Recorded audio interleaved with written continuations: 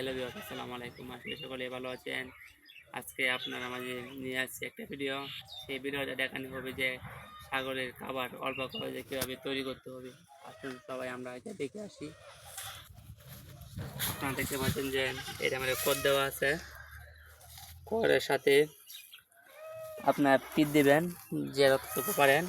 আমার 4-5 কেজি পিঠ রয়েছে, এটা ফার্মের অতিরিক্ত পিঠগুলা, তার জন্য আমি সবগুলোই দিয়ে দিচ্ছি। আপনারা চাইলে আপনার পরিমাণ মতো দিতে পারেন, 2 থেকে 3 কেজি দিলেই চলবে। এগুলো দিয়ে ভালো করে মিক্স করতে হবে।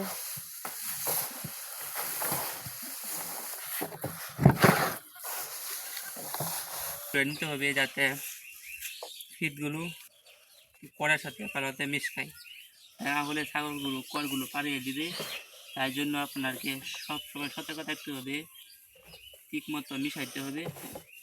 মিশিয়ে তারপর তাদেরকে খাবার যোগ্য হলে তাদের সামনে এনে দিতে হবে। অবশ্যই তারা খাইতে থাকবে এগুলো।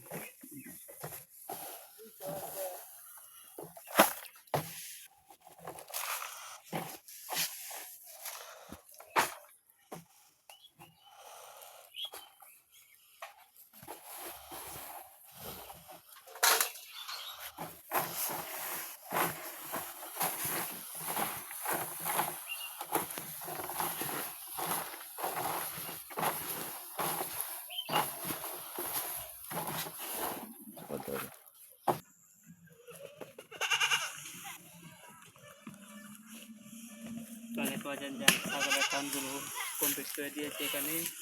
এখন ছাগল ছাড়বো।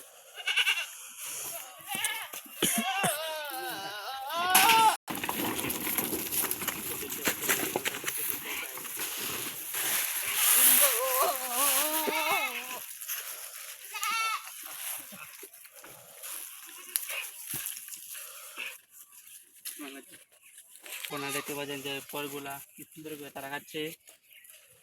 আশা করি তারা একটা রান্না বান্না করবে না, অবশ্যই তারা টুপায়া টুপায়া সবগুলোকে খেয়ে ফেলবে।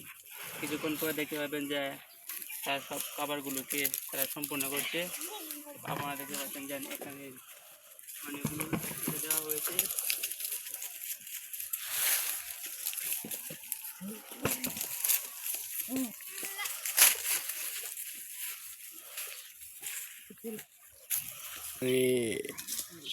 আপনারা দেখতে পাচ্ছেন যে আমার ফার্মের চারদিকে বেড়া রয়েছে, যাতে ছাগলগুলো বাড়িয়ে না যেতে পারে।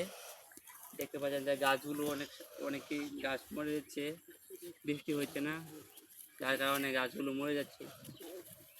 কিন্তু এই সময় ছাগলগুলা খাদ্যের জন্য অনেকটা কষ্টে থাকে। তার জন্য আমি 2 বেলা এই পথ দিয়ে থাকি, যা খেয়ে তারা বর্তমানে জীবনযাপন করছে। তাই তাদের জন্য কাজ করতে হবে এবং তাদেরকে ভালোভাবে পরিচর্যা করতে পারছি না, তার জন্য তাই তাদেরকে শুধু কেয়ার দিয়ে লালন পালন করতে হবে।